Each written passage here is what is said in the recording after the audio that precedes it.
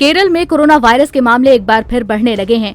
वहां रविवार को खत्म हुए सप्ताह में पिछले हफ्ते के मुकाबले 50% से ज्यादा केस आए। केरल में ओणम त्योहार के बाद से कोविड मामलों में उछाल दिखा है। केरल की वजह से देश भर में पिछले 7 हफ्तों से केसेस गिरने का जो ट्रेंड था वो टूट गया। केरल से 12 से 18 सितंबर के बीच 14,865 नए मामले सामने आए हैं।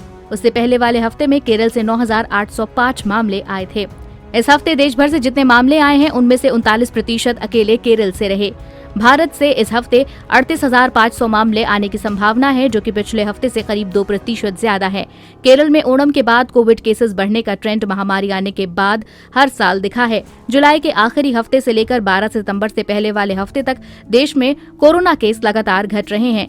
केरल के अलावा बंगाल से भी कोरोना मामले बढ़े हैं। बंगाल में इस हफ्ते केसेस में 20% 1,726 केस का उछाल देखने को मिला है। तमिलनाडु में भी पिछले हफ्ते के मुकाबले 1.5% 3,147 केस की मामूली बढ़त देखी गई।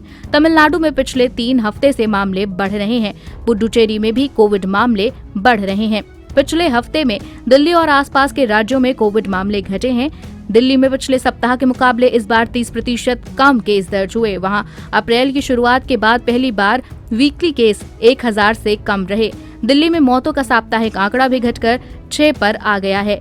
राजधानी में 7 हफ्तों के बाद किसी सप्ताह में 10 से कम मौतें दर्ज की गई हैं। उत्तर प्रदेश और हरियाणा के कोविड आंकड़ों में भी गिरावट है।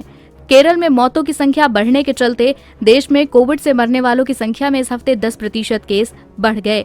इस हफ्ते भारत में कोविड-19 से 165 मौतें हुई, जबकि पिछले हफ्ते 150 लोग मारे गए थे। केरल के आंकड़ों के अनुसार वहां इस हफ्ते 68 मौतें दर्ज हुई, जबकि उससे पहले वाले हफ्ते में 42 मौतें हुई थीं। इसमें पहले के जोड़े गए आंकड़े शामिल हैं। केरल के बाद देश में सबसे ज्यादा कोविड मामले महाराष्ट्र से आए। वहां इस हफ्ते 4,710 नए मामले मिले।